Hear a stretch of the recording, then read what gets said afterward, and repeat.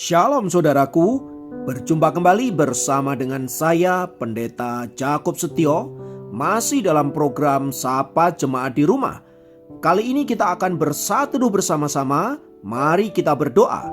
Bapa kami rindu, firman-Mu sungguh memberkati kami, dan biarlah melalui renungan firman itu, kami semakin dikuatkan, diteguhkan di dalam pengiringan kami akan Engkau.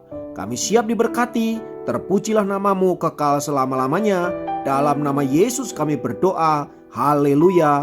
Amin. Firman Tuhan kali ini saya ambil dari Amos pasal yang kelima ayat yang keempat.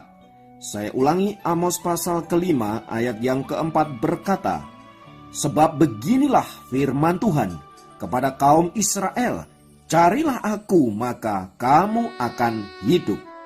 Saudaraku yang dikasihi Kristus, dalam hidup ini, kita seringkali diperhadapkan dengan apa yang namanya pilihan-pilihan. Sejak kita bangun tidur sampai kita tidur lagi, kita bertemu dengan begitu banyak pilihan. Dan kita harus membuat keputusan yang tepat terhadap pilihan-pilihan yang ada tersebut. Mengapa? Karena setiap pilihan pasti ada konsekuensinya, ada akibatnya. Tak jarang ketika kita membuat pilihan yang salah, menyebabkan hidup kita menderita. Sebagai contoh, misalnya kita salah makan, paling tidak kita akan menderita 3 hari mencret-mencret misalnya, atau sakit perut dan lain sebagainya. Atau kita membuat keputusan yang salah dengan potong rambut atau gaya rambut. Paling tidak kita membutuhkan waktu 3 bulan agar rambut itu panjang kembali. Dan kita pasti akan sangat tersiksa selama waktu itu. Atau mungkin ada hal yang lain, misalnya berkaitan dengan pilihan tentang pasangan hidup. Kalau kita salah memilih pasangan hidup, maka kita akan menderita seumur hidup kita. Dan itu tentu sangat menyiksa. Terlebih lagi kalau kita salah dalam hal memilih juru selamat, maka kita akan menderita untuk selama-lamanya. Oleh sebab itu saudara-saudara, pilihan itu sangat penting untuk kita gumuli agar keputusan kita dalam mengambil pilihan tersebut tepat di hadapan Allah. Nah, firman Tuhan yang baru saja kita baca juga berbicara tentang pilihan. Tuhan memperhadapkan kepada bangsa Israel agar mereka membuat keputusan yang tepat terhadap pilihan mereka, menyangkut siapa yang akan mereka sembah. Tuhan berkata, "Carilah aku maka kamu akan hidup." Saudaraku dikasihi Tuhan, mengapa Tuhan berbicara demikian kepada bangsa Israel? Karena waktu itu Israel adalah bangsa di mana dia selalu saja melakukan hal-hal yang cemar di hadapan Allah. Hati mereka bengkok dan senantiasa membelakangi Tuhan. Mereka selalu tergoda untuk menyembah ilah-ilah bangsa kafir. Mereka selalu tergoda untuk mengikuti pola ibadah bangsa-bangsa yang tidak mengenal Allah. Mengikuti pola-pola ibadah bangsa-bangsa kafir yang ada di sekitar mereka. Itulah sebabnya Tuhan kemudian marah dan menghukum bangsa Israel. Dan kali ini dalam kitab Amos, saudara-saudara, Tuhan memberikan pilihan kepada mereka. "Carilah aku maka kamu akan hidup." Artinya apa? Kalau mereka mencari Tuhan, maka Tuhan akan memberikan kehidupan. Sebaliknya kalau mereka tidak mencari Tuhan atau mencari ilah-ilah lain atau Allahnya bangsa kafir, maka mereka akan mengalami kematian. Saudaraku, kata kematian ini sungguh sangat mengerikan, sebab kata mut dalam bahasa Ibrani atau kematian itu berbicara tentang hal-hal yang luar biasa mengerikan. Itu berbicara tentang apa? Hidup terkutuk. Itu berbicara tentang apa? Hidup yang terpisah dari Allah. Hidup tidak ada damai sejahtera, tidak ada berkat. Hidup dalam kegelapan dan lain sebagainya. Yang intinya semua berbicara tentang penderitaan. Jadi kalau engkau memilih ilah bangsa-bangsa lain atau Allahnya para orang-orang kafir itu, maka engkau akan menderita, bahkan menderita untuk selama-lamanya. Sebaliknya kalau engkau memilih Allah yang hidup, Allah orang Israel, Yehova, di dalam nama Tuhan Yesus Kristus, maka engkau akan menemukan kehidupan. Nah, saudaraku, menarik sekali karena kata hidup ini paling tidak memiliki 4 pengertian. Yang pertama, kata hidup itu berbicara tentang kaim. Kaim itu artinya apa, saudara? Artinya hidup yang senantiasa bergerak. Ya, hidup yang senantiasa dinamis, tidak statis, tidak itu aja. Jadi hidupnya itu bergerak ke arah yang lebih baik. Itu bicara hidup yang pertama. Yang kedua, kata hidup itu juga berbicara tentang nefes. Itu artinya apa, saudaraku? Itu artinya hidup kita baru bisa bergerak kalau ada roh, kalau ada nefes. Artinya kalau rohmu tidak hidup, rohmu tidak diberkati oleh Tuhan, maka engkau tidak akan pernah menemukan kehidupan yang senantiasa ada dalam berkat-berkat Tuhan. Oleh sebab itu, saudaraku, mari menjadikan diri kita hidup yang senantiasa diberkati oleh Allah. Roh yang diberkati oleh Allah, sehingga di dalamnya kita memiliki kehidupan, menggerakkan dinamika hidup kita, sehingga kita bergerak ke arah yang benar, ke arahnya Tuhan.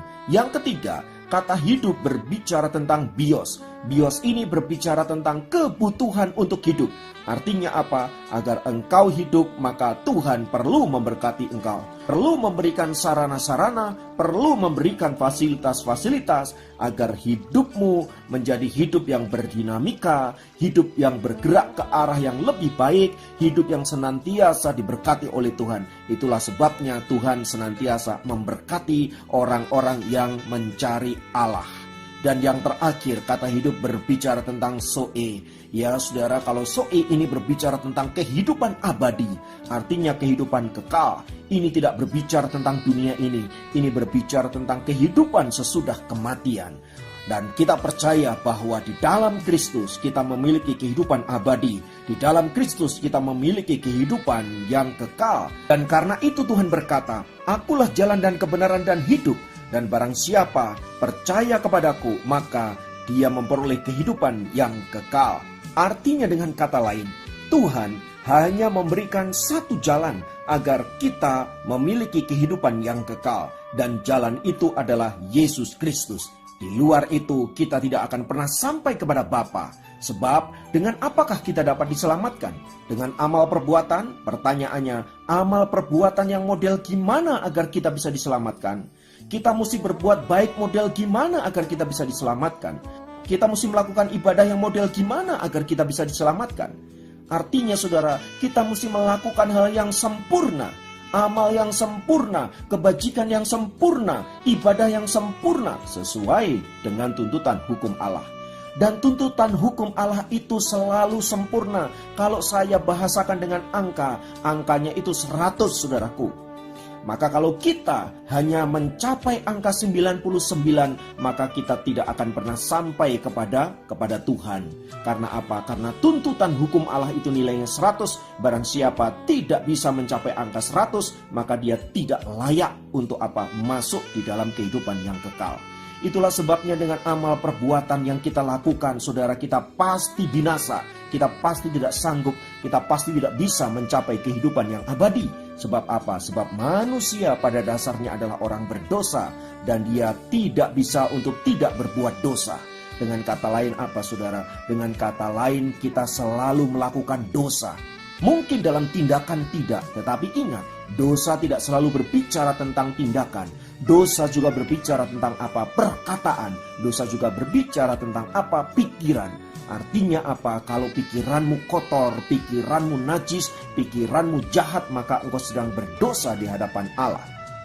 Saudaraku dikasihi Kristus, seringkali kita mengukur keberdosaan itu hanya berkaitan dengan masalah-masalah daging, masalah-masalah fisik. Contoh, ya, kalau kita makan daging babi, maka kemudian apa? Orang berkata itu najis, itu haram. Saudaraku yang dikasihi Tuhan, saya mau katakan, firman Tuhan berkata begini, bukan apa yang masuk ke dalam mulutmu yang menajiskan kamu, tetapi apa yang keluar dari mulutmu lah yang menajiskan kamu, yang mengharamkan kamu. Yaitu apa? Yaitu perkataan yang kotor, yaitu sumpah serapah, yaitu makian, dan berbagai-bagai kata jahat yang keluar dari mulut kita. Sebab apa yang keluar dari mulut kita, yaitu kata-kata yang jahat, yang kotor, yang najis tadi, saudara-saudara, itu semua keluar dari hatimu. keluar dari pikiranmu. Jadi saudaraku, bukan apa yang masuk ke dalam mulut, sebab apa yang masuk ke dalam mulut saudaraku itu akan turun ke bawah dan dibuang ke jamban, dan itu tidak akan pernah menajiskan orang.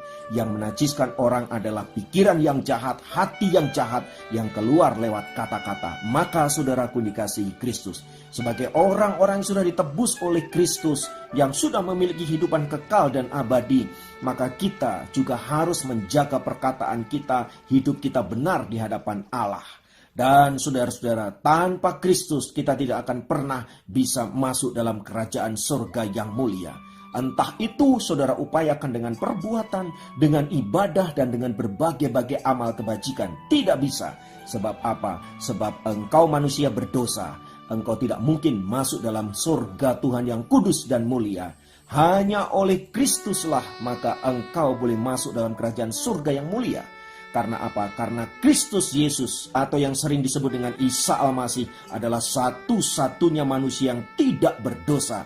Bahkan sejak lahirnya dikatakan apa? Dia tidak dijamah oleh setan. Mengapa? Karena dia adalah Allah sendiri, dia adalah Tuhan. Setan tidak akan pernah berkuasa. Semua nabi, semua manusia begitu lahir dijamah oleh setan. Tetapi hanya Yesus yang tidak pernah disentuh oleh setan. Karena apa? Karena Tuhan berkuasa daripada setan-setan itu. Tuhan lebih hebat dari setan-setan itu. Oleh sebab itu saudaraku dikasihi Tuhan, kita bersyukur karena Tuhan Yesus berkata, "Akulah jalan dan kebenaran dan hidup. Barang siapa percaya kepadaku, maka dia akan memperoleh kehidupan yang kekal dan abadi." Maka saudaraku, firman Tuhan tadi berkata, "Carilah aku, maka kamu akan hidup." Baik hidup di dunia ini, kita akan menikmati apa yang namanya dinamika hidup. Kita menikmati apa yang namanya jiwa yang bersuka cita. Kita menikmati apa yang namanya berkat-berkat penyertaan Tuhan. Tetapi juga kita akan menikmati apa yang namanya hidup kekal abadi bersama dengan Tuhan. Kiranya firman Tuhan ini memberkati saudara dimanapun berada. Mari kita masuk dalam doa-doa kita. Kita menyerahkan hidup kita ke dalam tangan kasih Tuhan. Tuhan, terima kasih karena firman-Mu telah memberikan kami pencerahan.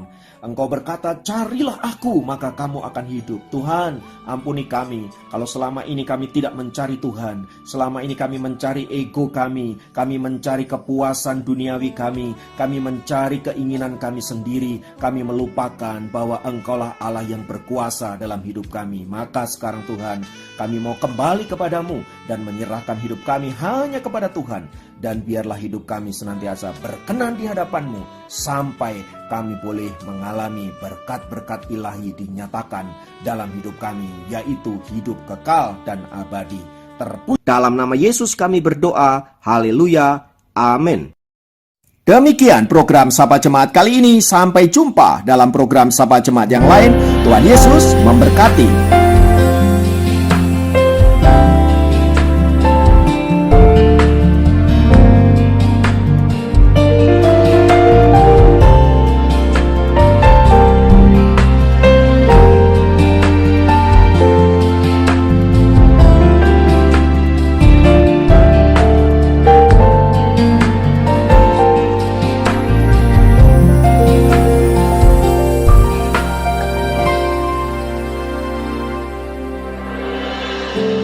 Tiada seperti Kau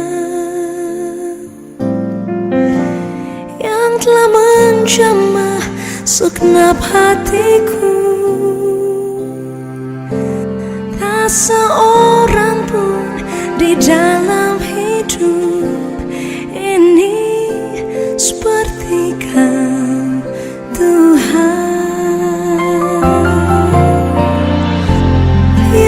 Seperti Kau yang telah menjamah segenap hatiku. Tak seorang pun di dalam hidup ini seperti Kau, Tuhan. Kasih-Mu seperti sungai mengalir, kuasa-Mu menyembuhkan.